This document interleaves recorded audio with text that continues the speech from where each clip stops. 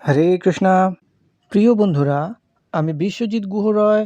আর আজ আমি তোমাদেরকে কয়েকটা বাটি আর গ্লাস দেখাবো। এগুলো অনেক কম দামে আমি কিনেছি। কোথায় কিনেছি, কত দামে কিনেছি, এই ভিডিওতে আমি সব বলবো। তোমরা এই ভিডিওটা দেখতে থাকো। মাটির বাটি, মাটির থালা, মাটির গ্লাস, মাটির চা খাওয়ার কাপ, প্লেট, এগুলো আমার দেখতে খুব ভালো লাগে। কিন্তু মাটির এই সব থালা, বাটি, গ্লাস, কাপ এগুলো খুব তাড়াতাড়ি নষ্ট হয়ে যায়। এগুলো মাটি দিয়ে বানানোর পরে রং করে শুকিয়ে নেওয়া হয়। তাই এই সব মাটির থালা, বাটি, গ্লাস, কাপ এগুলো ব্যবহার করার পরে ধুয়ে নিলেই রং নষ্ট হয়ে যায়। মাটির এই সব থালা, বাটি, গ্লাস, কাপ, প্লেট এগুলো একবারের বেশি ব্যবহার করা যায় না, নষ্ট হয়ে যায়, ভেঙে যায়। তাই আমি অনেক দিন ধরে খুঁজছিলাম সেরামিক বা চীনেমাটির তৈরি বাটি, গ্লাস, থালা, যেগুলো দেখলেই মনে হবে যেন মাটির তৈরি, কিন্তু ওগুলো মাটির নয়। মাটির মতো দেখতে, কিন্তু তৈরি চীনেমাটি বা সেরামিক দিয়ে। এই সব বাটি, গ্লাস, থালা এগুলো দেখতে খুব সুন্দর লাগে। খুব সহজে ধুয়ে পরিষ্কার করা যায় এবং বহুদিন বা বহু বছর ভালো থাকে। মাটির মতো দেখতে এই সব চীনেমাটির বা সেরামিকের বাটি, থালা এগুলোতে যে কোনো তরকারি বা খাবার সাজিয়ে ফটো বা ভিডিও নিলে দেখতে ভীষণ সুন্দর লাগে। আমরা সবাই জানি অনলাইনে যে কোনো জিনিস খুব সস্তা এবং সহজে পাওয়া যায়।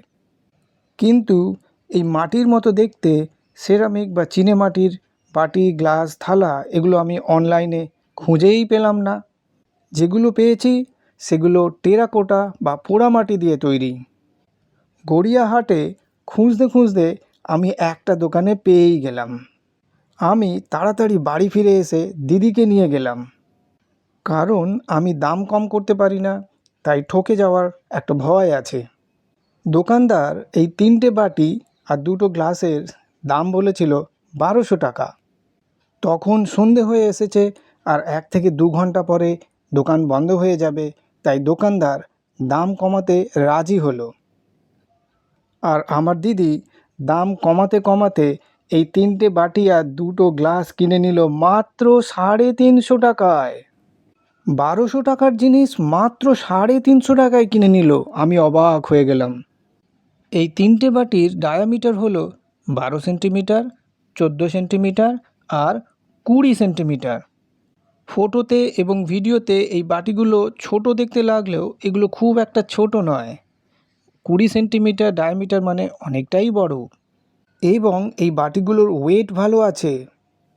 এবার এটা প্রমাণ হয়ে গেল যে অনলাইন মার্কেটের থেকে আমাদের লোকাল মার্কেট বা অফলাইন মার্কেটে এখনও অনেক ভালো জিনিস অনেক সস্তায় বা কম দামে পাওয়া যায়।